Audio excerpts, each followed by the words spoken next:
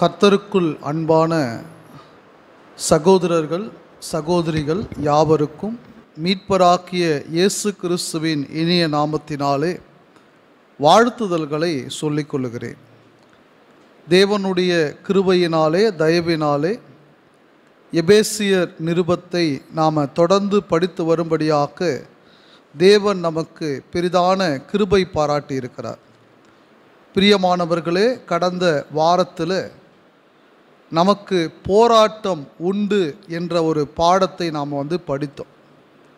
எப்படிப்பட்ட போராட்டங்கள் எல்லாம் நமக்கு உண்டு, எப்படி போராட வேண்டும் என்கிற ஒரு பாடத்தை போன வாரத்தில் நாம் படித்தோம். இன்றைக்கு நாம் படிக்க போகிற ஒரு பாடம் என்னன்னா, இந்த எபேசியர் 6ஆம் அதிகாரத்தில் மிக முக்கியமாக சொல்லப்படுகிற ஒரு பாடம் இது. தேவனுடைய சர்வாயுத வர்க்கத்தை எடுத்துக்கொள்ளுங்கள். தேவனுடைய சர்வாயுத வர்க்கத்தை எடுத்துக்கொள்ளுங்கள். பிரியமானவர்களே, இந்த வார்த்தை உண்மையாகவே ஒரு அருமையான வார்த்தை, நிதானித்து பார்க்கக்கூடிய ஒரு வார்த்தை. பவுல் போராட்டம் அப்படின்ற ஒரு வார்த்தையை அவர் சொல்லுவதினாலே, போராட்டம் அப்படின்னு வந்தால் ஒரு ரோம போர் சேவகன் எப்படி போராடுவான்? இப்போ இன்றைக்கி நீங்கள் எடுத்துக்கிட்டிங்களான்னா, ஒரு மிலிட்ரியில் இருக்கக்கூடிய ஒருத்தருக்கு பார்டரில் அவர் சண்டையிடும் பொழுது அவருக்கு தேவையான சில பொருள் இன்றைக்கி இருக்கும். அவர்கிட்ட கன்று இருக்கும், அவர்கிட்ட ஒரு பேக் ஒன்று இருக்கும், ஒருவேளை அவர் ஒரு நல்ல ஷூ போட்டிருப்பார், அந்த ஓடும்படி, மலைப்பகுதிகளில் ஓடும்படி. இன்னும் ஒரு சில நேரங்களில் அவருக்கு அந்த ட்ரெஸ்ஸு அதுக்கேற்ற மாதிரி குளிரையெல்லாம் தாங்கக்கூடிய அளவுக்கு ஒரு ட்ரெஸ்ஸு அவர்கிட்ட இருக்கும்.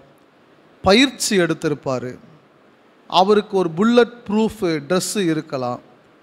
இப்போ இதெல்லாம் அவர் போட்டுக்கிட்டு தான் அவர் எங்கே போக முடியும் அப்படின்னா, சண்டைக்கு போக முடியும். பிரியமானவர்களே, கிறிஸ்து இயேசுவுக்குள் வாழக்கூடிய நாமும் கூட ஒரு ஆவிக்குரிய போர் வீரராய் இருக்கிறபடியினாலே சர்வாயுத வர்க்கத்தை தரித்து கொள்ளுங்கள் அப்படின்ற ஒரு வார்த்தையை இங்கே சொல்கிறார். ஃபஸ்ட்டு ஒரு கேள்வி என்னன்னா, இந்த சர்வாயுத வர்க்கத்தை எப்பொழுது எடுத்துக்கொள்ள வேண்டும்? இந்த சர்வாயுத வர்க்கத்தை எப்பொழுது எடுத்துக்கொள்ள வேண்டும்? அதுக்கு பதில் தான் 13வது வசனம். எபேசியர் நிருபம் 6வது அதிகாரம் 13வது வசனத்தில் இருந்து நாம் துவங்குவோம். நாம் கவனிக்கலாம் பாருங்க. ஆகையால் தீங்கு நாளிலே அவைகளை நீங்கள் எதிர்க்கவும். ஃபஸ்ட்டு கேள்விக்கான பதில் இதுதான். எப்போ எடுத்துக்கணும்? சொல்லப்போனால் எப்பொழுதுமே இந்த ஆயுதம் நமக்கு இருக்கணும். சர்வ ஆயுதம்னா ஹோல் ஆர்மர், முழுவதுமான ஒரு ஆயுதம், எல்லாம் அடங்கிய ஒரு ஆயுதம். அதான் சர்வாயுத வர்க்கம் அப்படின்ற ஒரு வார்த்தை. சொல்லப்போனால் ஒரு வகையில் இது எப்பொழுதும் இருக்க வேண்டும். இந்த ஆயுதத்தோடு தான் தூங்கணும், இந்த ஆயுதத்தோடு தான் நம்ம வெளியே போகணும், இந்த ஆயுதத்தோடு நம்ம வேலைக்கு போகணும், இந்த ஆயுதத்தோடு தான் நம்முடைய வாழ்க்கையே இருக்கணும். சரிங்களா? இதை நாம் கழட்டியெல்லாம் வச்சிட முடியாது.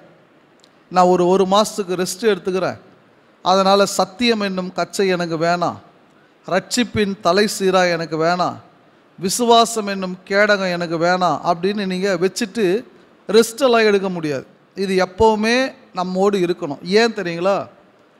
ஏன்னா இந்த சர்வாயுத வர்க்கம் எப்போ தேவைப்படும்னா, தீங்கு நாளில் தேவைப்படும். தீங்கு நாள்னா என்ன?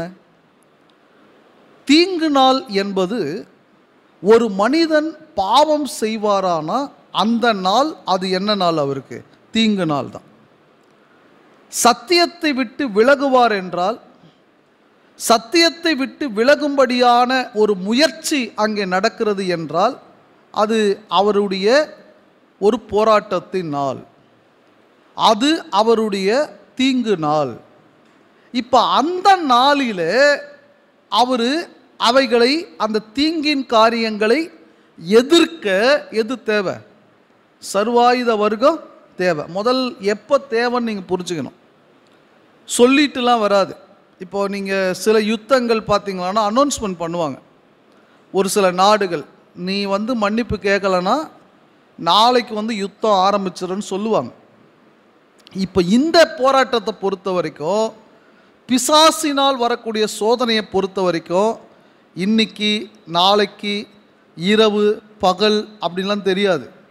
சோதனைகள் வந்து மனுஷனுக்கு வந்து எப்படி வருதுன்னே தெரியாது. சும்மா சாதாரணமாக பேசிக்கிட்டு இருப்பாங்க. அந்த பேசுகிற வார்த்தையில் பலவீனமான வார்த்தைகளை சொல்லி பிசாசானவன் வந்து சில பேரை வந்து மோசம் போக்குவான். சும்மா சாதாரணமாக பேசிகிட்டு இருப்பாங்க. அதனால தான் நீதிமொழிகளை சொல்கிறார், சொற்களின் மிகுதியில் பாவம் இல்லாமல் போகாது, தன் உதடுகளை அடக்குகிறவனோ புத்திமான். ஏன் சொல்கிறாரு? அதிகமாக பேசிக்கிட்டே இருந்தோன்னா அதில் சில நேரங்களில் பெருமையான வார்த்தைகளை பேச நேரிடும், அகங்காரமான வார்த்தைகளை பேச நேரிடும், பல நேரங்களில் பொய்யான தகவல்கள் கூட சொல்ல நேரிடும்.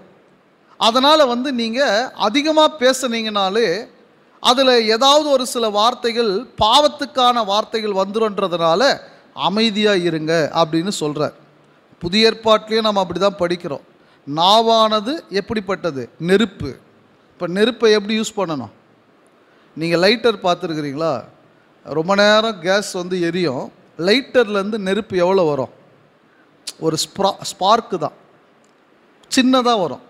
இப்போ அந்த ஸ்பார்க்கு நெருப்பு அது பட்ட உடனே கேஸில் என்ன ஆகிடுது? நான் வந்து கேஸ் ஸ்டவ் பற்ற வைக்கிறேன்னு போயிட்டு ஒரு தீப்பந்தத்துலேயோ விறகு கட்டையிலையோ நெருப்பை கொண்டு வரணும்னு அவசியம் இல்லை.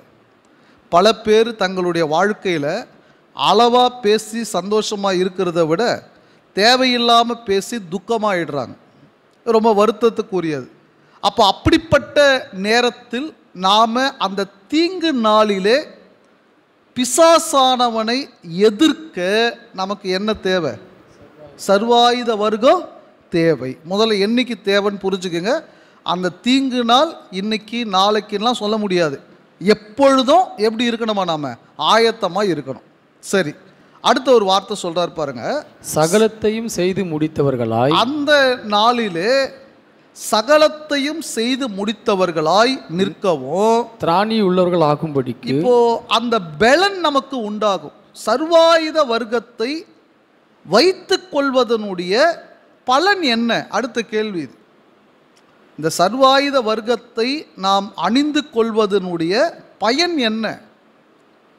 இந்த சர்வாயுத வர்க்கத்தை நாம் அணிந்து கொள்வதனுடைய பயன் என்ன? அருமையான ஒரு வார்த்தை. ரெண்டு காரியம் சொல்றார். ஒன்று, சகலத்தையும் செய்து முடிக்க முடியும், அதாவது சத்தியத்தின்படி வாழ முடியும். ரெண்டாவது, திராணி உள்ளவர்களாகும்படி, பிசாசை எதிர்க்க போதுமான பலன் உள்ளவர்களாய் ஆகும்படி எது தேவைப்படுது? இந்த சர்வாயுத வர்க்கம் தேவைப்படுகிறது. ரெண்டு காரியம். இந்த சர்வாயுத வர்க்கம் நமக்கு ஆவிக்குரிய போராட்டத்தில் ஜெயித்து முடிக்கும்படியாகவோ, ரெண்டாவது அதை ஜெயிப்பதற்கான பலனை கொடுக்கக்கூடியதாகவோ எது நமக்கு இருக்குதா? தேவனுடைய சர்வாயுத வர்க்கம் அங்கே இருக்கிறது. பிரியமானவர்களே, பல உதாரணங்கள் சொல்லலாம். கோலியாத்தை தாவீது வென்றது பூமிக்குரிய பெரிய பெரிய ஆயுதங்களை வைத்து அல்ல. ஒருவேளை அவர்கிட்ட கூழாங்கல்லினால் அவர் அடித்து அங்கே ஜெயிச்சிருந்தாலும், தாவீது கோலியாத்தை ஜெயித்ததற்கான மிக முக்கியமான காரணம் தாவீதுக்கு தேவன் மேல் இருந்த விசுவாசம்.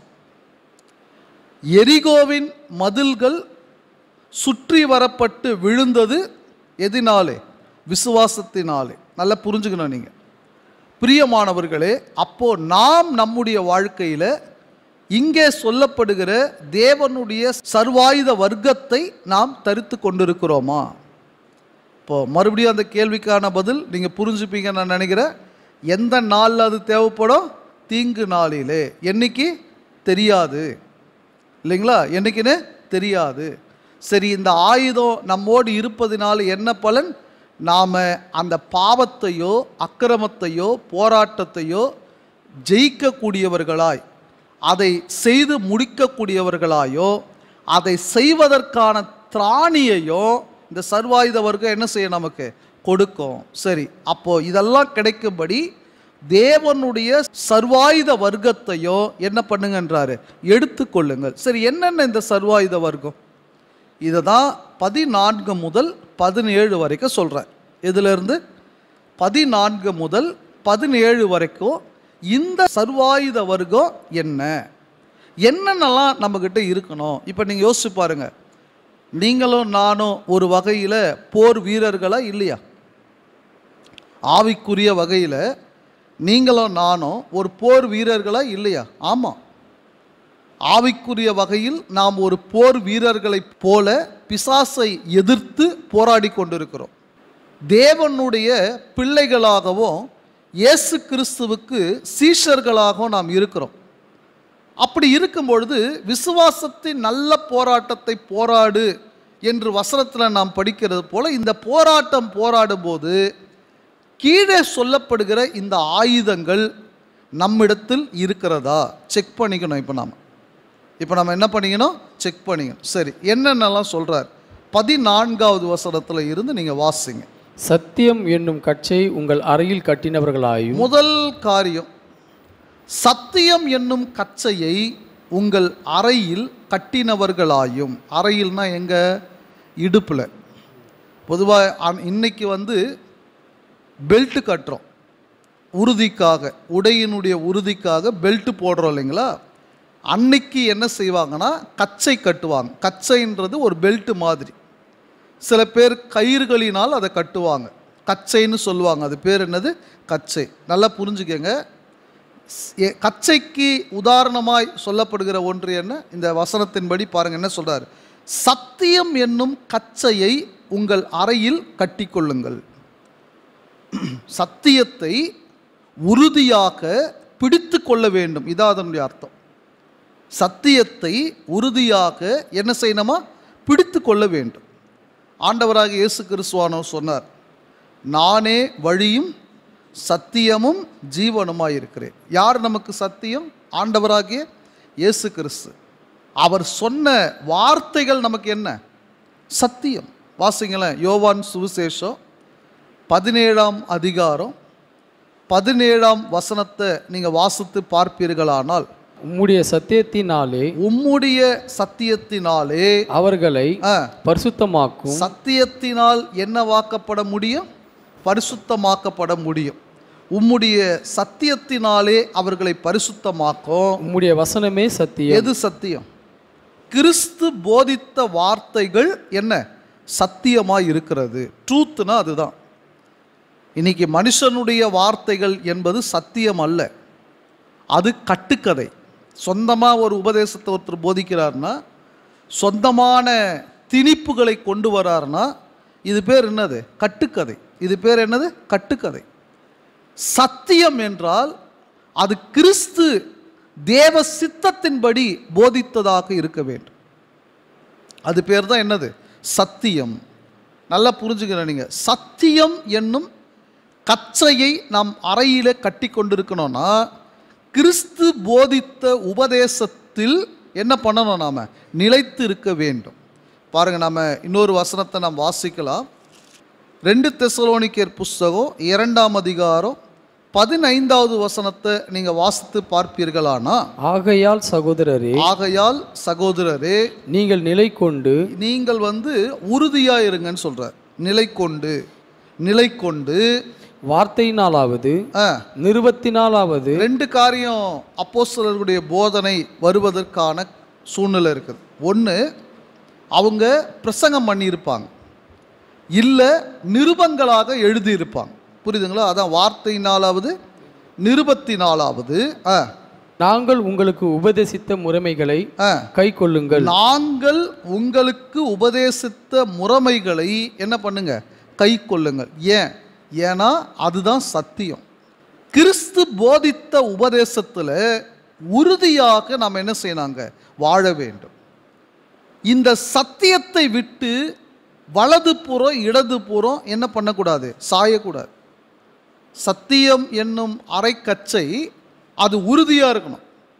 கற்றுக்கொண்ட சத்தியத்தில் மரண பரியந்தம் எப்படி இருக்கணும்? நாம் உறுதியாக இருக்கணும். சில பேர் அப்படி இல்லை. இந்த கச்சை நிறைய பேருக்கு அப்பப்போ அறுந்து போகுது, கழண்டு போகுது.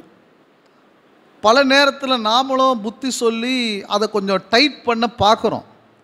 எவ்வளோ காலத்துக்கு தான் நம்மளே அதை டைட் பண்ணுறது? அவர் அதை பற்றி அக்கறையே இல்லை. நிறைய பேருக்கு இந்த சத்தியம் என்னும் கச்சையில் ஒழுங்காக நாம் கட்டிக்கொள்ள வேண்டும் என்ற அக்கறையோ அல்லது கிறிஸ்துவனிடத்தில் அன்போ தேவனிடத்தில் அன்போ அவங்களுக்கு நிறைய பேர்கிட்ட இல்லை. அதை பற்றி அவங்களுக்கு கவலையும் இல்லை. பிரியமானவர்களே, நாம் அப்படி இருக்கக்கூடாது. எந்த ஒரு கிறிஸ்தவன் சத்தியத்தின்படி வாழ்கிறாரோ அவர் சத்தியம் என்னும் கச்சையை என்ன செய்து கொண்டிருக்கிறாரு? கட்டி கொண்டிருக்கிறார். சத்தியத்தின்படி வாழணும், உபதேசத்தின்படி வாழணும். இந்த சத்தியத்தை கொண்டு வராத ஒருத்தரை வீட்டுக்குள்ளே கூட என்ன செய்யக்கூடாதுன்றார்? சேர்க்கக்கூடாது. இப்போது நீங்கள் யோசிச்சு பாருங்க. ஒருத்தர் கள்ளபோதகம் பண்ணுறார். கிறிஸ்துவின் சபை அப்படின்ற பேரிலேயே ஒருத்தர் கள்ளபோதகம் பண்ணுறாருன்னு வைத்துக்கொள்ளுங்க. இப்போது நான் அவரோடு ஊழியங்களில் ஐக்கியமாக இருந்தால் நான் சத்தியம் என்னும் கச்சையை கட்டி கொண்டிருக்கிறேனா? நீங்கள் யோசிச்சு பாருங்க. சத்தியம் என்னும் கச்சையை நான் கட்டி கொண்டிருக்கிறேன்னா ஒருபோதும் கள்ள போதகத்துக்கு நான் இணங்கி போயிருக்க மாட்டேன். நான் கற்றுக்கொண்ட சத்தியத்தில் தான் உறுதியாக இருக்கணுமே தவிர மனுஷனுடைய உபதேசத்தில் என்ன பண்ணிடக்கூடாது? நாம் போயிடக்கூடாது. பிரியமானவர்களே, அப்போ முதல் காரியம் அங்கே சொல்கிறாரு, சத்தியம் என்னும் கச்சையை அறையில் கட்டினவர்களாக என்ன பண்ணணும்? நாம் இருக்கணும். எப்பவுமே சத்தியத்தை விட்டு விலகி போகும்படியான எந்த சூழ்நிலையும் என் வாழ்க்கையில் என்ன பண்ணக்கூடாது? நடக்கக்கூடாது. பாருங்கள், சில உதாரணம் நான் உங்களுக்கு சொல்கிறேன். இந்த வார்த்தைக்காக சில உதாரணம் சொல்கிறேன். இப்போது பல தேவனுடைய பிள்ளைகளுக்கு, தேவனுக்கு பயந்தவர்களுக்கு பல சோதனைகள் வந்தது இல்லைங்களா? அவங்க தேவனை விட்டோ தேவனுடைய வார்த்தையை விட்டோ பின்வாங்கி போனாங்களான்றதை நீங்கள் பாருங்கள். உதாரணமாக யோசேப்பு சோதிக்கப்பட்ட பொழுது தேவனை விட்டு யோசேப்பு விலகி போனாரா? தேவனே எனக்கு வேணாம், எனக்கு கஷ்டத்தின் மேலே கஷ்டம் வருது, பிரச்சனைக்கு மேலே பிரச்சனை வருது, இனிமேல் நான் தேவனை தேட மாட்டேன் அப்படின்ட்டு போனாரா? எவ்வளவுக்கு எவ்வளோ கஷ்டம் வந்ததோ அவ்வளவுக்கு அவ்வளவு யோசேப்போடு தேவன் என்ன செய்தார்? இருந்தார். யோசேப்பும் தேவனோடு இருந்தார். ஒன்று. அடுத்தது யோபுவை எடுத்துக்கங்க. யோபுவுக்கு மிக பெரும் கஷ்டம் வந்தது. அவருடைய பிள்ளைகள் மரித்து போனாங்க, சொத்து எல்லாம் போச்சு. அப்போது யோபு சொன்ன ஒரு வார்த்தை, கர்த்தர் கொடுத்தார், கர்த்தர் எடுத்தார், கர்த்தருடைய நாமத்திற்கு ஸ்தோத்திரம் அப்படின்னார். என்ன புரிஞ்சுக்கிறோம் அதில்? நாம் யோபு தன் உதடுகளினால் கூட, தன் உதடுகளினால் பேச்சினால் என்ன செய்யலையாம்? அவர் பாவம் செய்யலை. என்ன அர்த்தம்? அவர் தேவனோடு நிலைத்திருக்கிறார். அவருடைய மனைவி கூட சொல்கிறாங்க, நீர் இன்னும் உம்முடைய உத்தமத்தில் உறுதியாய் நிற்கிறீரோ தேவனை தூஷித்து என்ன பண்ணிடுங்க. இன்றைக்கி அப்படி தான் சொல்கிறாங்க நிறைய பேர். எதுக்கு நீ சர்ச்சுக்கெல்லாம் போகிற? நீ எதுக்கு வசனம்லாம் படிக்கிற? நீ எதுக்கு அங்கெல்லாம் போகிறீங்க? பிரியமானவர்களே, சத்தியத்தில் நிற்க வைக்கிறதுக்கு சில பேர் உதவி செய்கிறாங்களோ இல்லையோ, கீழே தள்ளுறதுக்கு நிறைய பேர் ஆலோசனை சொல்கிறாங்க. அவங்கள வழிவிலக செய்வதற்கு நிறைய பேர் ஆலோசனை சொல்கிறாங்க. அப்போ யோபு சொன்னார், நீ பைத்தியக்காரி பேசுவது போல பேசுகிற, தேவன் கையில் நன்மையை பெற்றதான நாம தீமையை பெறக்கூடாதா? அப்போ தேவனுடைய அன்பில் யோபு உறுதியாக இருந்தாரா இல்லையா? ஆபகுக் ஒரு வார்த்தை சொன்னார். ஆபகுக் தீர்க்கதரிசி 3ஆம் அதிகாரத்தில் 17வது வசனம் 18வது வசனம் வாசிங்க. அத்திமரம் துளிர் விடாமல் போனாலும், திராட்சை செடிகளில் பழம் உண்டாகாமற் போனாலும், ஒலிவ மரத்தின் பலன் அற்று போனாலும், வயல்கள் தானியத்தை விளைவியாமற் போனாலும், கிடையில் ஆட்டு மந்தைகள் முதலற்று போனாலும், தொழுவத்தில் மாடு இல்லாமற் போனாலும். என்ன புரிஞ்சுக்கிற இதுலேருந்து? நாம் வாழ்க்கையில் எவ்வளோ லாஸ் ஆனாலும், முன்னேற்றமே வாழ்க்கையில் இல்லைனாலும், பூமிக்குரிய ஆசீர்வாதங்கள் இல்லைன்னாலும், அருமையாக ஒரு வார்த்தை சொல்கிறார் 18, நான் கர்த்தருக்குள் மகிழ்ச்சியாக இருப்பேன், என் ரட்சிப்பின் தேவனுக்குள் என்ன பண்ணுவேன், களி கூறுவேன். யோசிச்சு பாருங்க, இவர் தேவனுடைய வார்த்தையில் உறுதியாக இருந்தாரா இல்லையா? நீங்கள் யோசிச்சு பாருங்க. நீங்கள் புதிய ஏற்பாட்டை எடுத்துக்கொண்டீர்களானா, அப்போஸ்தலர்கள் 1ஆம் நூற்றாண்டில் வாழ்ந்த சபையார் எந்த அளவிற்கு சத்தியத்தில் உறுதியாக இருந்தாங்க, எவ்வளவு கஷ்டம் வந்தது அவங்களுக்கு, எவ்வளவு பாடுகள் வந்தது அவங்களுக்கு. எங்கெல்லாம் பரிசேயர்கள், யூதர்கள் அல்லது உலக மக்கள் அவங்களுக்கு ஃபுல் ஸ்டாப் வைக்கணும்னு நினச்சாங்களோ, அந்த ஃபுல் ஸ்டாப் வைக்கிற இடத்துலலாம் இவங்க ஒரு கமா போட்டுட்டு போயிட்டே இருப்பாங்க. அவங்கள ஸ்டாப் பண்ணவே முடியாது. ஏன்? என்ன காரணம்? சத்தியத்தில் உறுதியாக நின்றார்கள். சத்தியத்தில் உறுதியாக நிற்கிறதுனா என்ன தெரியுங்களா? யார் பலவீனமாக போனாலும், யார் கெட்டு போனாலும், யார் நம்மளை ஏமாத்தினாலும், யார் நமக்கு துரோகம் பண்ணாலும், யார் நமக்கு அநியாயம் பண்ணாலும், மனுஷனை பார்க்காம கிறிஸ்துவின் சத்தியத்தை மாத்திரம் விசுவாசித்து அதிலே உறுதியாக இருப்பவர் தான் சத்தியம் என்னும் கச்சையை அறையில் கட்ட முடியும்.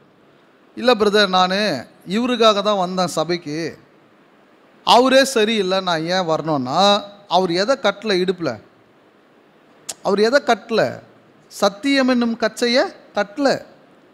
சும்மா சூழ்நிலைக்காக ஒரு சபை கூடுகிறாரே தவிர சத்தியத்துக்காக வரல அவர். அப்போ பிரியமானவர்களே, முதல் காரியம் இதுதான், சத்தியம் என்னும் கச்சை. இந்த பாடத்தை எடுக்கும்போது நான் இப்படி யோசித்தேன், ஒவ்வொன்றையும் ஒவ்வொரு நாள் கூட எடுக்கலாம் நாம், ஆனால் நமக்கு நேரம் அவ்வளோவா இல்லை. சரி, தொடர்ந்து நீங்கள் எபேசியர் புஸ்தகம் 6வது அதிகாரம் 14 அடுத்த ஒரு காரியம் பாருங்கள். நீதி என்னும் மார்க் அவசரத்தை தரித்தவர்கள். அடுத்து வந்து மார்க் அவசம்.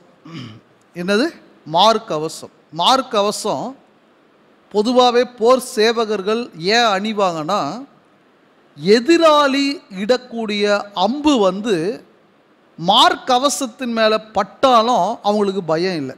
ஏன்? பாதுகாப்பு. அது இன்னைக்கு நவீன காலத்தில் அந்த மாதிரி என்ன இருக்குதுன்னா, புல்லட் ப்ரூஃப் ட்ரெஸ்ஸு. எதிராளிகள் எல்லாம் யாராவது சுட்டா கூட அவங்களுக்கு ஒன்றுமே என்ன செய்யாதங்க, படாது. நீங்கள் நல்லா புரிஞ்சுக்கணும், நீதி என்பது ஒரு கிறிஸ்தவனுக்கு அவசியம் தேவைப்படுகிறது. என்ன தேவைப்படுகிறது? நீதி. நீதினா என்ன? பல தடவை நம்ம பிரசங்கத்தில் சொல்லியிருக்கிறோம். விசுவாசத்தோடு தேவனுடைய கட்டளைக்கு கீழ்ப்படிவது என்னது? நீதி. இந்த நீதி நமக்கு வேணும். சொல்லப்போனால் கிறிஸ்துவின் இரத்தத்தினாலே நாம் நீதிமான்களாய் ஆக்கப்பட்டிருக்கிறோம். இந்த நீதி தேவனால் நமக்கு கிடைத்திருக்கிறது. ஒவ்வொரு நாளும் நீதி உள்ளவர்களாய், நீதிமான்களாய் யார் வாழணும்? நம்ம வாழணும். இப்போ பாருங்கள், நீதியாய் வாழ்வதனுடைய பலன் என்னன்னா, நான் வந்து வசனத்துக்கு கீழ்ப்படிந்து வாழறேன். ஒருபோத வசனத்தை வந்து விட்டு விலகிறது இல்லை. வசனத்திற்கு கீழ்ப்படிந்து விசுவாசத்தோடு நான் வாழறேன். இப்போது யாராவது ஒருத்தர் நம்மை பாவம் செய்ய வைக்கக்கூடிய பலவீனமான வார்த்தைகளையோ அநீதியான காரியங்களையோ செய்யும்போது அந்த அம்புகள் வரும்பொழுது அது என்னை என்ன செய்யாது? புரியுதா உங்களுக்கு நான் சொல்கிறது? இப்போது குடும்பத்தில் ஒரு இருவருக்கும் ஒரு தகராறு நடக்குதுன்னு வச்சுக்கோங்க. இருவருக்கும் ஒரு பேச்சுவார்த்தை நடக்குது. இந்த இருவரும் பேச்சுவார்த்தை நடத்தும் பொழுது அவங்க வந்து ரொம்ப பலவீனமான வார்த்தைகளை பேசுகிறாங்க, மரியாதை இல்லாத வார்த்தைகளை பேசுகிறாங்க. அவன் இவன் அப்படின்லாம் பேசுகிறாங்கன்னு வைத்துக்கொள்ளுங்க. இப்போ நான் வந்து நீதியாய் வாழக்கூடிய ஒருவர், சரிங்களா? நீதியாய் வாழக்கூடிய ஒருவர். இந்த நீதி வந்து நியாயப்பிரமாணத்தில் இல்லை. நியாயப்பிரமாணத்தில் என்ன இல்லை? நீதி இல்லை. ஏன்னா நியாயப்பிரமாணத்தில் விசுவாசம் இல்லைன்னு படிக்கிறோம். நியாயப்பிரமாணமும் விசுவாசத்துக்குரியது அல்ல. இப்போ இன்னைக்கு விசுவாசமும் எனக்கு இருக்குது, நீதியும் இருக்குது. இப்படி ஒரு ஆர்கியூமெண்ட் நடக்குது. பயங்கரமான வார்த்தைகளில் திட்டிக்கிறாங்க, அடிச்சுக்கிறாங்க. இப்போ நான் ஒரு நீதி இல்லை மனுஷன்னு வச்சுக்கோங்க. இப்போ நீதி உள்ள மனுஷனாகிய நான் அந்த அம்புகள் வரும்போது இப்போ நான் என்ன பண்ணணும்? நீதியாக நான் வாழறேன், இப்போ நான் என்ன பண்ணணும்? அந்த அம்புகள் பட்டு கீழே விழுந்துடணும். அப்போது நான் அவங்களோட அவங்களுக்கு ஏற்ற விதத்தில் ஆர்கியூமெண்ட் பண்ணக்கூடாது. அவங்களுக்கு ஏற்ற விதத்தில் நான் நடந்து கொள்ளக்கூடாது. அவங்க பண்ணுற மாதிரியே நானும் பண்ணக்கூடாது. அப்படி பண்ணா எப்படி தெரியுமா? அந்த மார்க் கவசத்தை கழட்டி வச்சுட்டோன்னு அர்த்தம். என்ன ஆகும்? மார்க் கவசத்தை கழட்டி வச்சுட்டோன்னா என்ன ஆகும்? அம்பு என்ன ஆகும்? நேராக எங்கே போய் குத்தோம்? நேராக போய் மார்பில் குத்தோம், அவர் செத்து போயிடுவார். அதே போல் நீதி இல்லாத கிறிஸ்தவனை பிசாசனுடைய அம்புகள் ஆவிக்குரிய மரணம் அடைய செய்யும். புரியுதா உங்களுக்கு? நம்ம என்ன நினைக்கிறோம்? நான் தவறான வார்த்தை பேசுறதுனாலையோ அடிக்கிறதுனாலையோ நான் ஒரு பெரிய வீரன் என்பதை காட்டுகிறேன். நீங்கள் செத்து போயிடுவீங்க. என்ன மரணம்? என்ன மரணம்? ஆவிக்குரிய பாவம் செய்கிறவர் என்ன ஆவார்? தேவனை விட்டு பிரிந்து போவார். சத்தியத்தின்படி நடக்காதவர் தேவனை விட்டு பிரிந்து போவார். அப்படி தானே வசனம் சொல்லுது. பாவம் பூரணமாகும் போது எதை பிறப்பிக்கும்? மரணத்தை பிறப்பிக்கும். பாவத்தின் சம்பளம் மரணம். ஆவிக்குரிய மரணம் அடைந்து விடுவார்கள். இப்போ என்ன பண்ணணும்? நீங்கள் நீதியாக வாழறது முக்கியமா, அதாவது மார்க் கவசத்தை தரித்திருப்பது முக்கியமா, கழட்டி கீழே வச்சிருது முக்கியமா? நீங்கள் நல்லா யோசிச்சு பாருங்க. ஒரு கள்ள உபதேசம் செய்யக்கூடிய ஒருத்தர் என்ன செய்கிறாரு? பிரதர் நீங்களும் வாங்கலை, நம்ம சேர்ந்து ஊழியம் பண்ணலான்றார். இப்போ நான் என்ன செய்கிறேன்? வருமான குறைவு, வருமானம் இல்லை. சரி, அவர் கூட இருந்தாவது ஏதாவது ஒரு உதவி செய்வார் அப்படின்னு சொல்லி நான் நினைக்கிறேன்னு வைத்துக்கொள்ளுங்க. நான் நினைக்கிற அந்த நிமிஷமே இந்த நீதி என்னும் மார்க் கவசத்தை கழட்டி கீழே வச்சுட்டேன். ஏன்னா வசனத்துக்கு தான் நான் கீழ்ப்படியிலையே. அவர் கள்ள உபதேசம் போதிக்கிறாரு, நான் தெரிஞ்சு ஆமான்னு தலையாட்டுறேன். இப்போ என்ன ஆகும்? நான் அவர் கூட போகிறேன், நிறைய வருமானம் அவர் எனக்கு தராரு. ஆனால் உண்மையிலேயே நான் அந்த பணத்திற்காக ஆவிக்குரிய மரணம் அடைந்து விடுவேன். பிரியமானவர்களே, எந்த சூழ்நிலையிலும் இந்த நீதி என்னும் மார்க் கவசத்தை என்ன பண்ணக்கூடாது? நம்ம கழட்டி வைக்க கூடாது. நல்லா புரிஞ்சுக்கணும். நீதி என்னும் மார்க் கவசத்தை, இதில் கொடுமை என்னன்னா, நிறைய பேர் அடுத்தவங்களே பார்த்துக்கிட்டு இருப்பாங்க. இந்த சகோதரிக்கிட்ட இந்த மார்க் கவசம் இல்லையே, இந்த சகோதரன்கிட்ட இந்த மார்க் கவசம் இல்லையே, அதாவது என்னன்னா இவர் இப்படி வாழறது இல்லையே, இவர் இப்படி நீங்கள் அப்படி வாழறீங்களா? தனக்கு மார்க் கவசம் இருக்குதான்னு நிறைய பேர் பார்க்கறது இல்லை, அடுத்தவங்களுக்கு இருக்குதானே பார்த்துன்னு இருக்கிறாங்க. தனக்கு இருக்குதா? தான் எல்லா வகையிலையும் தேவனுக்கு உண்மையாக நடக்கிறோமா? நடந்தால் நல்லது, அதை விட ஒரு பெரிய விஷயம் இல்லை. அப்படி நடக்கிறவர்கள் மற்றவர்களை குறையே சொல்ல மாட்டாங்க. அப்படி நடக்கிறவர்கள் மற்றவர்கள் குறையாக நடந்தாலும் அவங்களிடத்துல நேரடியாக போய் அந்த குறைய சொல்லுவாங்க. ஒருத்தர் லேட்டாக வர்றாருன்னு வைத்துக்கொள்ளுங்க. லேட்டாக வரவரை என்ன பண்ணணும்? பிரதர் நீங்கள் அது கொஞ்சம் சீக்கிரம் வந்தால் நல்லா இருக்கும்ல, முதல் ஜபத்திலேருந்து நாம் தேவனை தொழுது கொண்டால் நல்லா இருக்கும்ல அப்படின்னு சொல்லலாம். பல நேரத்தில் பல பேர் அங்கே சொல்ல மாட்டாங்க, மற்ற இடத்துல தான் சொல்லுவாங்க. இவர் பார்த்தீங்களா எப்போ பார்த்தாலும் லேட்டாக வந்து நேர்கிறாரு. அவர் வருவார், பிரதர் நீங்கள் அருமையான சகோதரன் நீங்கன்றுவாங்க. இப்போது நல்லா நீங்கள் யோசிச்சு பாருங்கள். நிறைய பேர் மற்றவர்கள் மார்க் கவசத்தை போட்டுக்கிறாங்களான்னு பார்க்குறாங்களே தவிர அவங்க அதை கரெக்டாக போட்டுக்கிறாங்களான்னு பார்க்குறதில்ல. மற்றவர்களுடைய மார்க் கவசத்தை பார்த்துட்டு அவங்க மார்க் கவசத்தை கட்டி கீழே வச்சுட்டு எதிராளி இடக்கூடிய அம்பு நேராக அவங்களுக்கு காலி பண்ணிடுது. பிரியமானவர்களே, மிகுந்த ஜாக்கிரதையாக இருக்க வேண்டும். நீதி என்னும் மார்க் கவசத்தை என்ன பண்ணணும்? நம்ம என்ன பண்ணணுமா? தரித்து கொள்ள வேண்டும். சரி, அடுத்த ஒரு வார்த்தை பாருங்க. 15வது வசனத்தில் சமாதானத்தின் சுவிசேஷத்திற்குரிய ஆயத்தம் என்னும் பாத ரட்சையை கால்களிலே தொடுத்தவர்களாய் இருக்க வேண்டும். அடுத்த ஒரே வசனத்தில் ஒரே ஒரு காரியம். கண்டிப்பாக நான் ஏற்கனவே சொன்னது போல் சோல்ஜர்ஸ்க்கு ஷூ ஒரு இம்பார்ட்டன்ட் இல்லை. ஒருவேளை இன்றைக்கி ஊழியத்துக்கு ஷூ போட்டுட்டு போகணுன்னு அவசியம் இல்லை.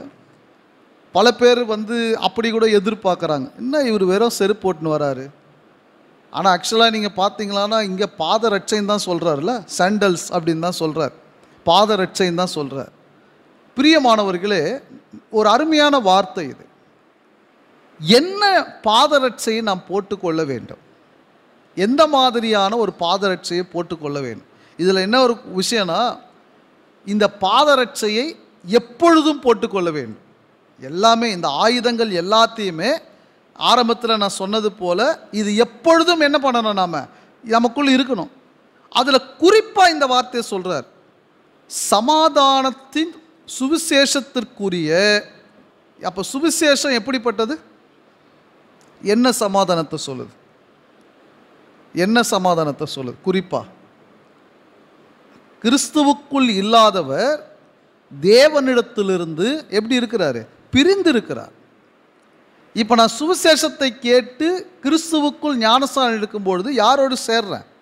தேவனோடு சேருகிறேன். இது பேர் என்ன? சமாதானம். பரலோகத்தில் உள்ளவைகளோடு நான் என்ன பண்ணுறேன்? சேர்றேன். இதுக்கு பேர் என்ன? சமாதானம். சக கிறிஸ்தவர்களோடு இந்த ஒரே சபையில் நானும் ஒரு ஜீவனுள்ள கல்லாக என்ன செய்யப்படுகிறேன்? கட்டப்படுகிறேன். இது ஒரு சமாதானம். இன்னொன்று, புறஜாதிகளுக்கு யூதர்களுக்கு இருந்த தடை நீங்கியும் என்ன வந்திருக்குது? அப்போ பாருங்க, இந்த சமாதானத்தின் சுவிசேஷம், அதாவது சுவிசேஷம் என்பது சமாதானத்துக்குரியது, சமாதானத்தின் சுவிசேஷம் என்று அழைக்கப்படுகிறது.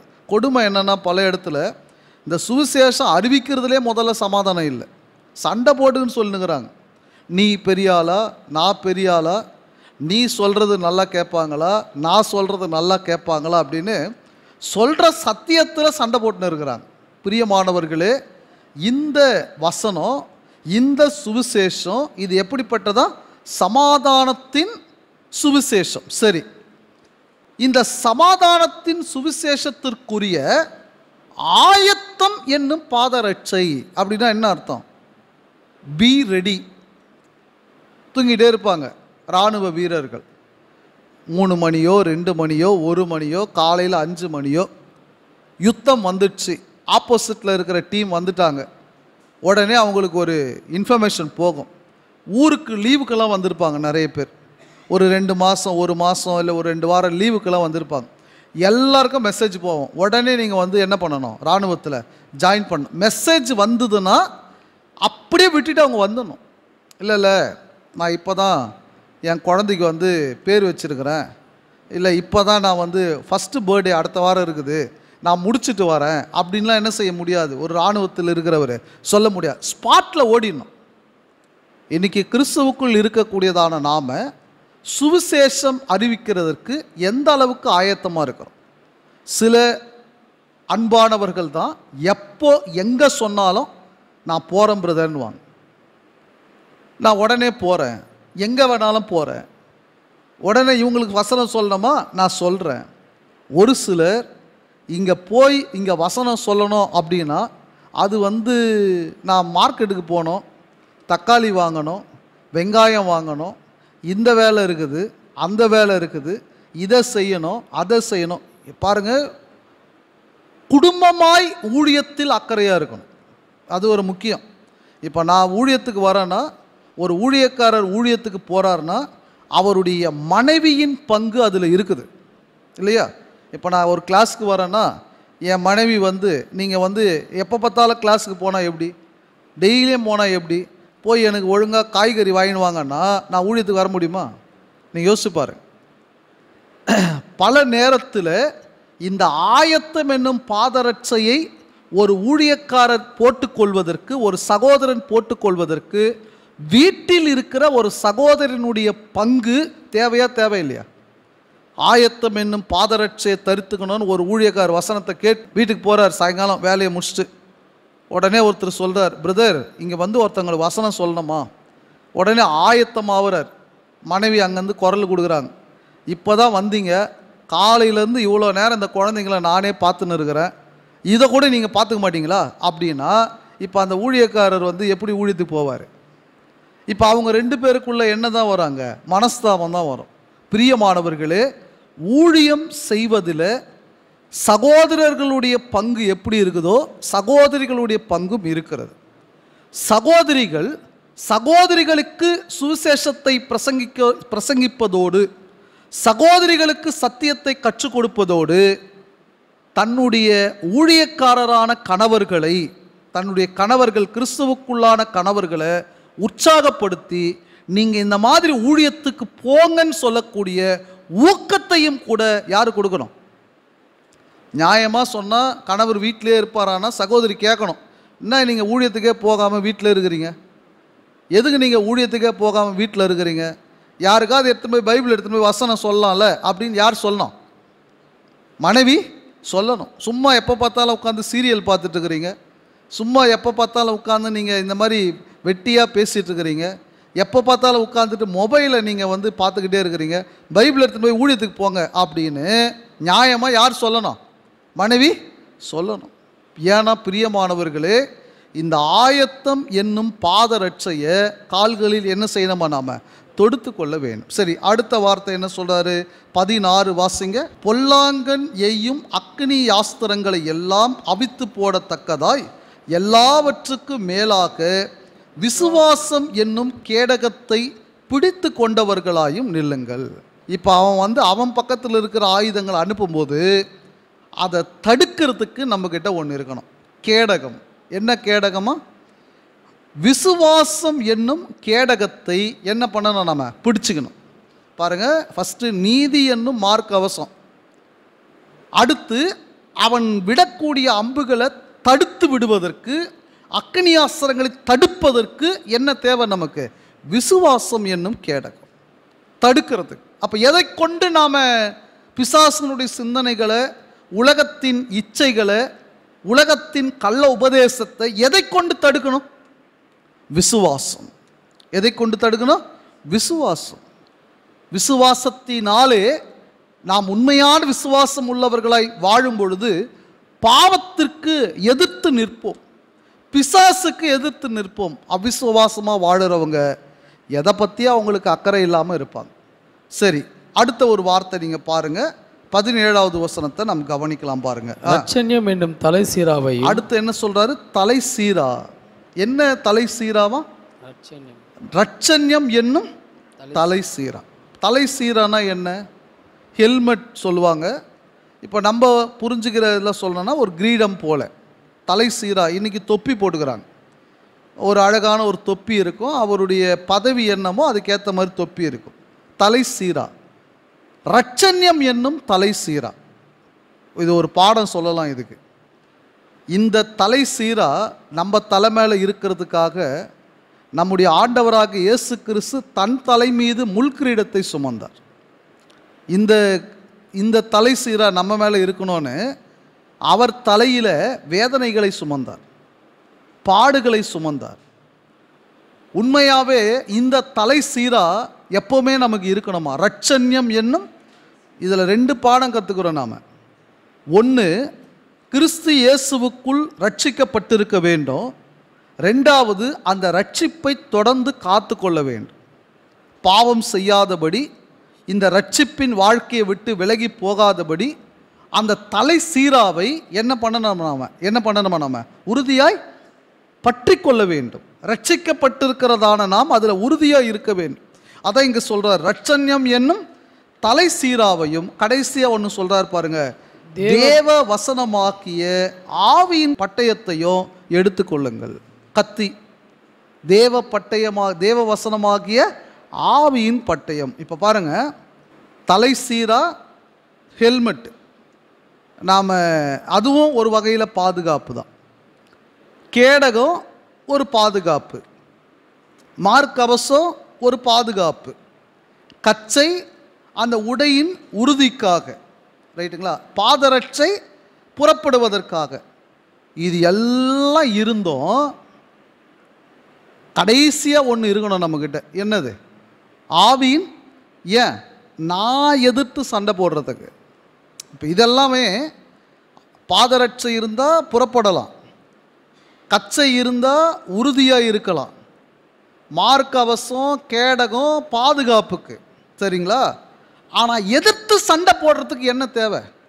அதான் கத்தி, பட்டயம், ஆவியின் பட்டயம், தேவனுடைய வார்த்தை தேவை.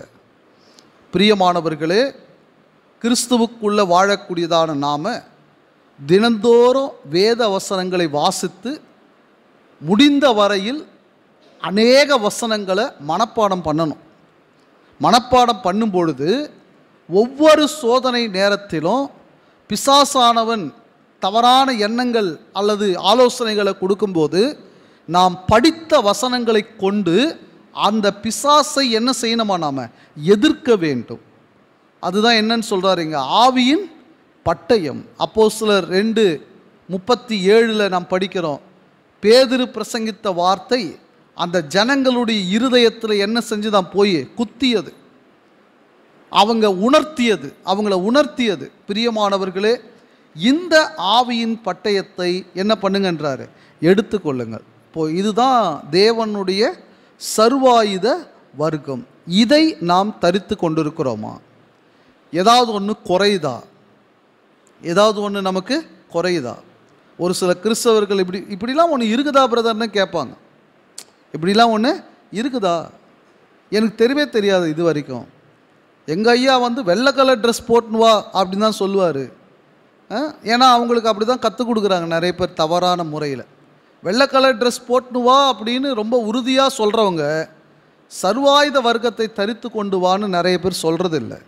பிரியமானவர்களே, நாம் இந்த சர்வாயுத வர்க்கத்தை என்ன பண்ணணும், தரித்து கொள்ள வேண்டும். மறுபடியும் சொல்கிறேன், சத்தியம் என்னும் கச்சை இருக்கிறதா? நீதி என்னும் மார்க்கவசம் இருக்கிறதா? சமாதானத்தின் சுவிசேஷத்திற்குரிய ஆயத்தம் என்னும் பாதரட்சை தொடுத்திருக்கிறோமா? பொல்லாங்க நெய்யும் அக்கினி ஆசரங்களை எல்லாம் அவித்து போடத்தக்கதாய் விசுவாசம் என்னும் கேடகத்தை பிடித்திருக்கிறோமா? இரட்சண்யம் என்னும் தலை சீராவை நாம் தரித்திருக்கிறோமா? தேவ வசனமாக்கிய ஆவியின் பட்டயத்தை எடுத்து கொண்டிருக்கிறோமா என்பதை நாம் சிந்திப்போம். பொறுமையோடு கூட இந்த வசனங்களை கேட்டு உங்கள் யாவரையும் தேவன் தாமே ஆசிர்வதித்து வழி நடத்துவாராக.